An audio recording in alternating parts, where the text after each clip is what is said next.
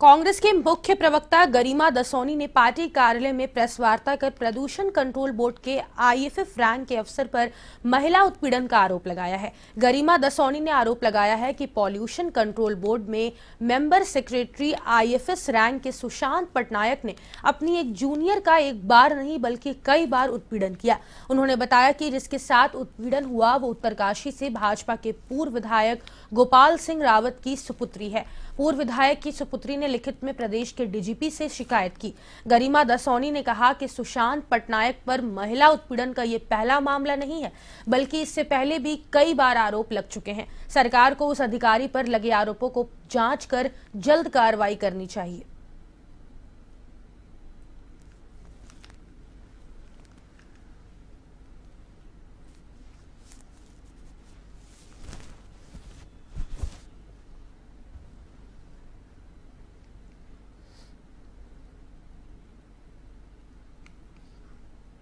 भाजपा के नेता या विधायक की बेटी भी उत्तराखंड में सुरक्षित नहीं है, तो फिर कौन सुरक्षित है ये सरकार बताए। ये खबर आप लोगों तक आने नहीं दी गई क्योंकि हाई प्रोफाइल खबर थी।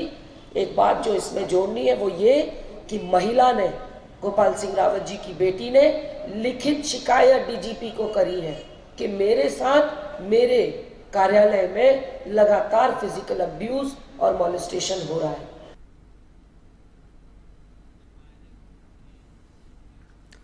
पौड़ी के बाल वैज्ञानिक किशन चंद्र के प्रतिभा को अब पंख लगे हैं। खीरसू ब्लॉक के इंटर कॉलेज ढामकेश्वर में कक्षा 8वीं के छात्र किशन का विज्ञान मॉडल वीट और क्रॉप कटिंग मशीन को अब जापान में प्रदर्शित किया जाएगा, जिससे किशन काफी उत्साहित है। प्रतिभा के धनी किशन का विज्ञान मॉडल कृषि साधनों के जरिए खेती को आसान बनाने का है, जिसका फायदा काश्तकार ले पाए। दरअसल किशन जब अपनी मां को गेहूं की फसल को घंटों काटते देखता था तो उसे ये ख्याल आया कि कृषि साधनों की मदद से क्रॉप कटिंग के तरीके को आसान बनाया जा सकता है। और फिर किशन ने स्कूल शिक्षक आशीष से अपनी आइडिया को पूरा करने के लिए मदद मांगी और इस मॉडल को पूरा करने में जुट गए। पौड़ी जिले में इंस्पायर अवार्ड के बाद किशन का चयन राष्ट्रीय स्तर के लिए हुआ और यहाँ भी किशन ने अपने हुनर को प्रदर्शित किया और अब उनका मॉडल जापान में मई माह में प्रदर्शित होगा।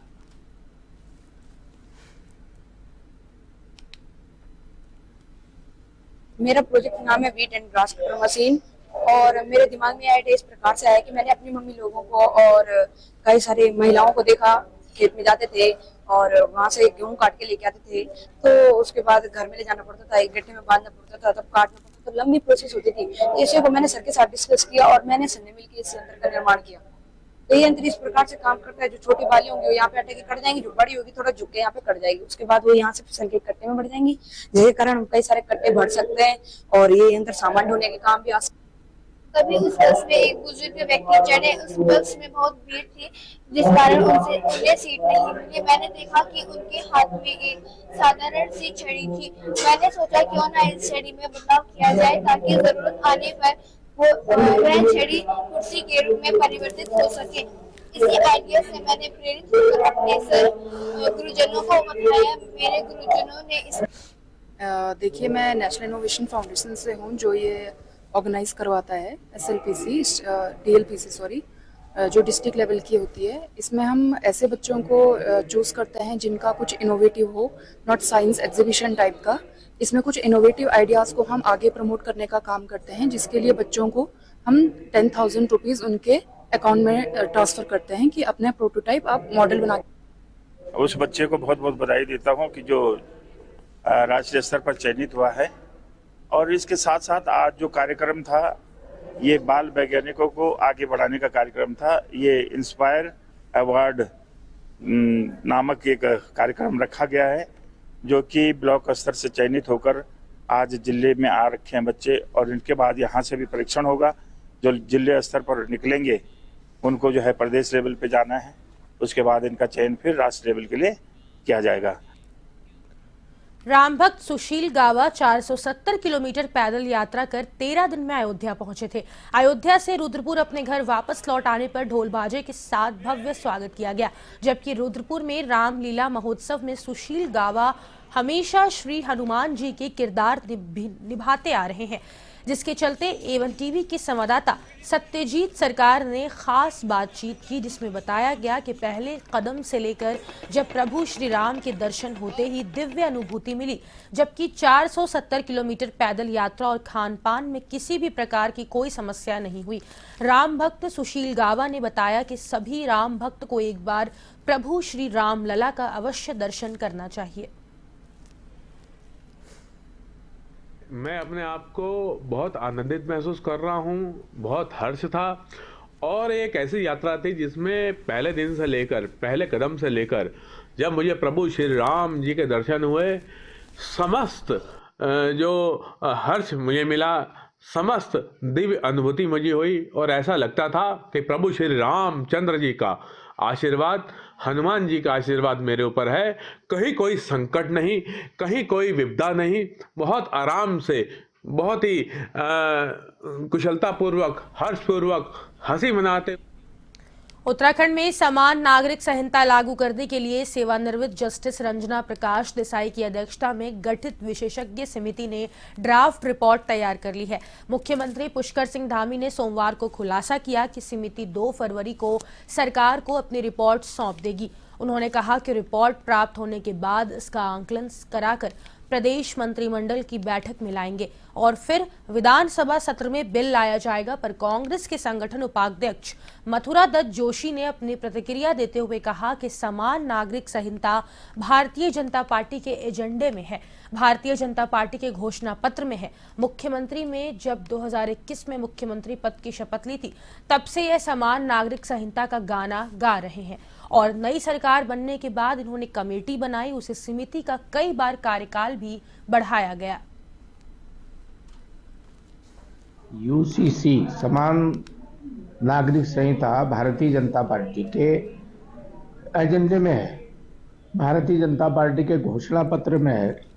माननीय मुख्यमंत्री जी ने जब शपथ ली थी 2021 में, तब से लगातार ये यूसीसी का गाना गा रहे हैं और नई सरकार बनने के बाद इन्होंने कमेटी बनाई जिसका कई बार कार्यकाल भी बढ़ाया गया और आज फिर यूसीसी की बात कर रहे हैं। और देखिए, सदन में जब आएगा तब हमारे कांग्रेस के विधायक उसमें महत्वपूर्ण भूमिका निभाएंगे और अपनी बात सदन में ही कहेंगे। अभी देखना ये है कि यूसीसी के ड्राफ्ट में क्या आता है। पर्वतीय क्षेत्रों की कृषि को बढ़ावा देने के उद्देश्य से पहली बार ड्रोन टेक्नोलॉजी का प्रशिक्षण किसानों को दिया जा रहा है। विकसित भारत संकल्प यात्रा के तहत अल्मोड़ा जिले में 300 से अधिक जगहों पर ड्रोन तकनीक की जानकारी किसानों को दी गई, ताकि लोग इस माध्यम से उपज के दौरान कीटनाशकों का छिड़काव ड्रोन की मदद से कर सके। अल्मोड़ा जिले के ग्रामीण इलाकों में इन दिनों किसानों को ड्रोन की जानकारी दी जा रही है। आधुनिक युग में अब पहाड़ के किसान भी ड्रोन के जरिए खेतों में दवा और कीटनाशक का छिड़काव आसानी से कर पाएंगे, जिससे उनके समय की बचत के साथ मेहनत भी कम लगेगी। अल्मोड़ा के ग्रामीण इलाकों में किसानों को ड्रोन के जरिए खेती की ट्रेनिंग दी जा रही है।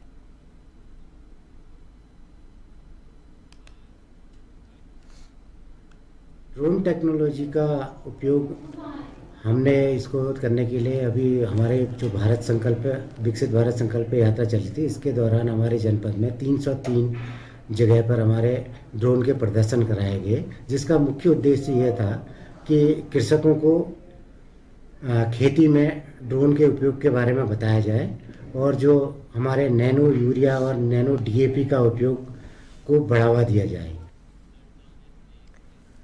बीजेपी का प्रदेश मीडिया कार्यशाला का उद्घाटन मुख्यमंत्री पुष्कर सिंह धामी ने होटल जीएमएस ग्रैंड में किया, जिसमें उनके साथ प्रदेश मीडिया प्रभारी मनवीर सिंह चौहान, प्रदेश प्रवक्ता सुरेश जोशी, प्रदेश महामंत्री संगठन आदित्य कोठारी, मीडिया सह प्रभारी प्रदेश प्रवक्ता और कार्यकर्ता मौजूद रहे, जिसको लेकर राज्य मंत्री डॉक्टर देवेंद्र भसीन ने कहा कि मीडिया कार्यशाला में प्रदेश के सभी मीडिया प्रभारी शामिल रहे।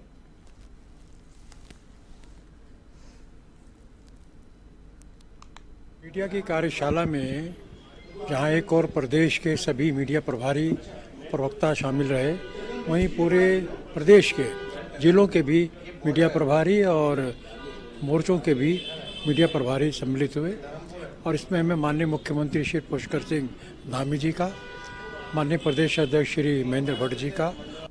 इस प्रकार से विपक्ष षड्यंत्र करके विभिन्न प्रकार के अनर्गल जो आरोप लगाते हैं उनको किस तरह से फेस करना है और किस तरह से हमने अपनी सरकार की योजनाओं को, हमारी संगठन की योजनाओं को मीडिया के सामने प्रस्तुत करना है, उसको लेकर के कई टिप्स हमारे केंद्रीय नेतृत्व के द्वारा और प्रदेश नेतृत्व द्वारा हमको दिए गए। भारतीय जनता पार्टी की एक महत्वपूर्ण मीडिया कार्यशाला आज रही है। माननीय मुख्यमंत्री पुष्कर सिंह धामी जी का उद्बोधन रहा। राष्ट्रीय हमारे मीडिया प्रभारी और राज्यसभा के सांसद अनिल बलूनी जी, उनके साथ हमारे राष्ट्रीय प्रवक्ताओं का प्रबोधन रहा। ये आज की कार्यशाला आने वाले लोकसभा चुनाव के लिए बहुत महत्वपूर्ण रही है। मीडिया के संबंधी जो जानकारियां हैं, किस तरीके से अपना प्रस्तुतिकरण होना चाहिए, किन किन बातों का हमको ध्यान रखना चाहिए और हमें राज्य निर्वाचन आयोग ने चुनाव की तैयारियां शुरू कर दी है। इसी के तहत राजधानी देहरादून के सचिवालय स्थित वीर चंद्र सिंह गढ़वाली सभागार में प्रदेश स्तरीय मीडिया कार्यशाला आयोजित की गई। राज्य के मुख्य निर्वाचन अधिकारी डॉक्टर वी षणमुगम की अध्यक्षता में हुई इस कार्यशाला में प्रिंट, इलेक्ट्रॉनिक और सोशल मीडिया को लेकर चर्चा की गई। वहीं कार्यशाला में चुनाव के दौरान पेड न्यूज को रोकने के साथ ही उस पर नजर रखने पर चर्चा की गई है।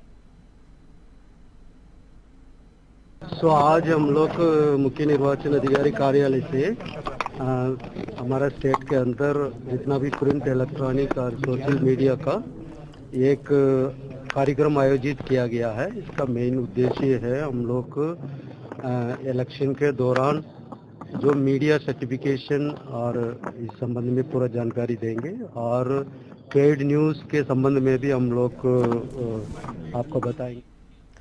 जनपद उधम सिंह नगर के खटीमा में भारत नेपाल सीमा स्थित राजस्व ग्राम सिसैया में विवादित रास्ते का उप जिलाधिकारी रविंद्र सिंह बिष्ट ने मौके पर पहुंचकर मुआयना किया। इस संबंध में ग्रामीणों ने पूर्व में एसडीएम के समक्ष शिकायत दर्ज कराई थी।